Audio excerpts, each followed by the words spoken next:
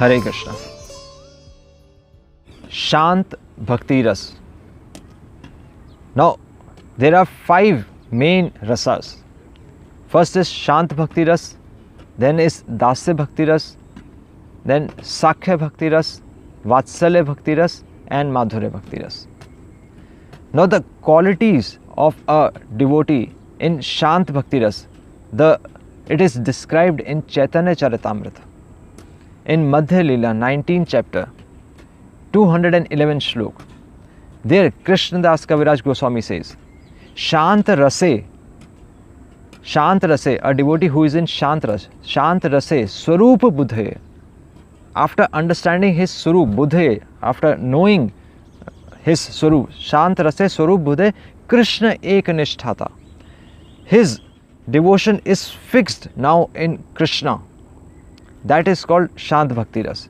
Now this is further described that for such a devotee, Swarga Moksha, Krishna Bhakta, for such a devotee, Swarga, heavenly planets, and Moksha, liberation, what they are like? Naraka Karimane, they are like hell. Why hell? Because Krishna Eknishtha, Krishna Nishtha, Trishna Tyag. His devotion is now fixed in Krishna. And Trishna Tyag, his own desires, he has left his own desires. Krishna Nishtha, Trishna Tyag, Shanter Dui Gune.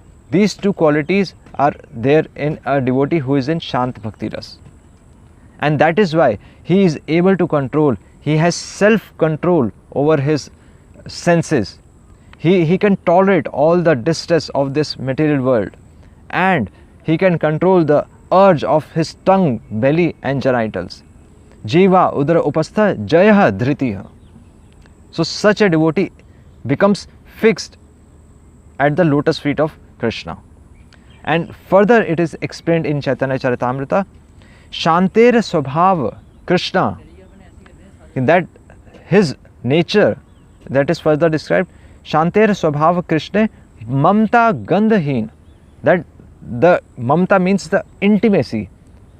Such a devotee, although he is attracted towards Lord, but he is attracted towards the Brahm form of the Lord, and maybe up to the Paramatma form, but not up to the two-handed Shyam Sundar form of the Lord. So Mamta Gandhahin, so that intimacy, that closeness is not there.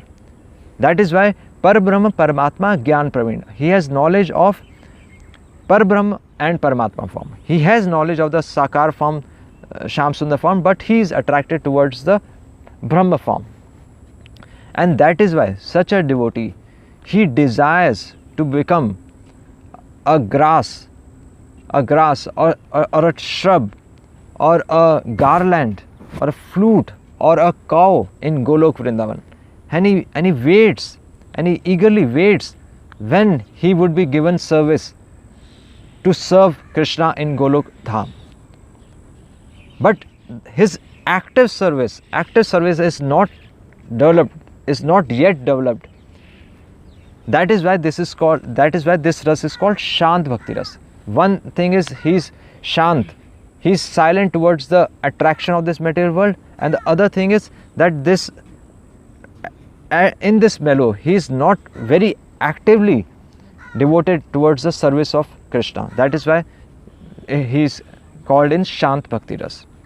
Now Rupa Goswami explains here that such Brahmavadi or impersonalist, they are further divided into 2 categories. One are called the Sadhana Siddh. They, like yogi, tapasvi, jnani, by their own austerities, by their own penances, they try very hard to reach the stage of Brahm, and they are also able to reach that stage, up to the stage of Brahm. But the bliss which they are observing, such bliss has been described by Rupa Goswami in Shlok 3.1.5, and Rupa Goswami says, Praya Swasukha Jatiyam, that they will experience some bliss. Praya Swasukha Jatiyam. Sukham Syad Atra Yoginam. Such yogi will experience that bliss after achieving the stage of Brahm. But Kintu Atma Saukyam Aghana, that bliss which they are feeling within themselves, that is aghana, that is not condensed, aghana. And what is condensed? Ghanatu ish maya sukham. That condensed bliss, that unlimited bliss is experienced by only a pure devotee of Krishna, who is serving Krishna in his Shyam Sundar Roop. Ghanatu ish maya sukham. And so Srimad Bhagavatam describes that what will be the destination of such yogi, jnani and tapasvi. So Bhagavatam 10th canto, 2nd chapter, there Shukdev Goswami says, Aruha Krichen, Aruha, they rise, Krichen, with their extraneous efforts.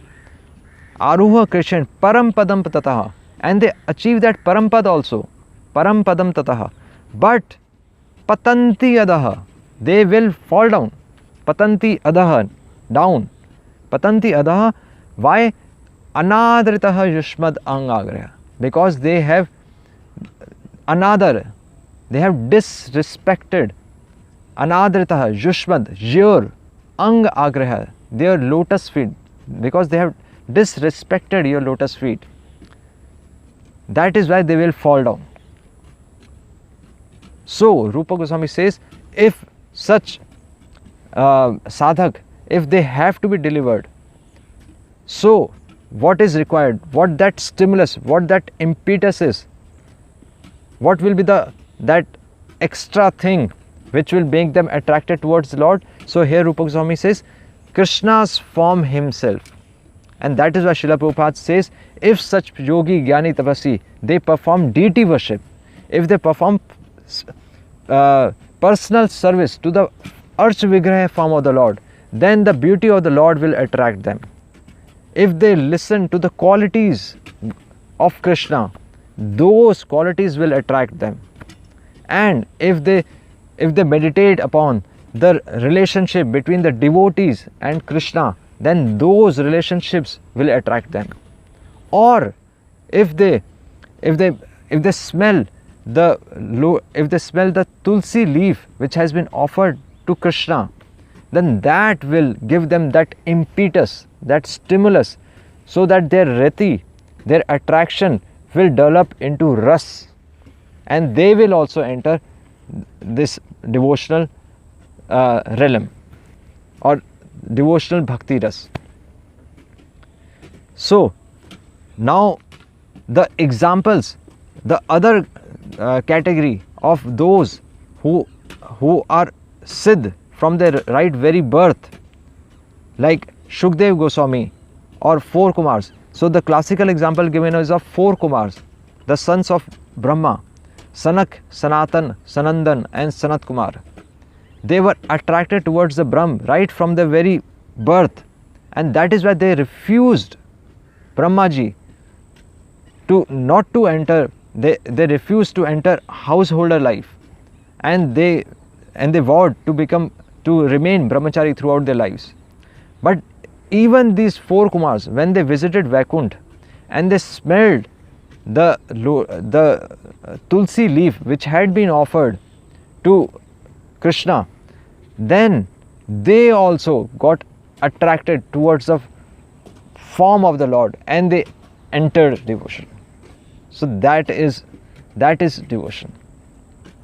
And other examples also are given of Shukdev Goswami and Bilva Bangla Thakur, one of our predecessor acharyas. They also were Brahmavadi in the beginning and got attracted towards the form of the Lord. So, and entered Shant Bhakti Ras. So now one question has been raised. If the devotee has not developed the service attitude to its full extent in this Shant Bhakti Ras, so why are we calling it as Bhakti Ras? So our acharyas, Vaishnava acharyas, consider this Shant Bhakti Ras as the first step in the ladder of rasas.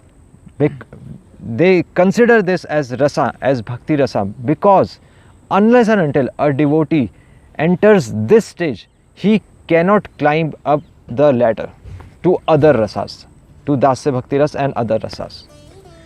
That means the renunciation of this world is required, the sense control is required, and attraction towards the lotus feet of Krishna is required before a devotee enters other rasas. And that is why this has been considered as the foremost first rasa in devotion. Shant Bhakti Ras. Hare Krishna. Srila Prabhupada ki jai.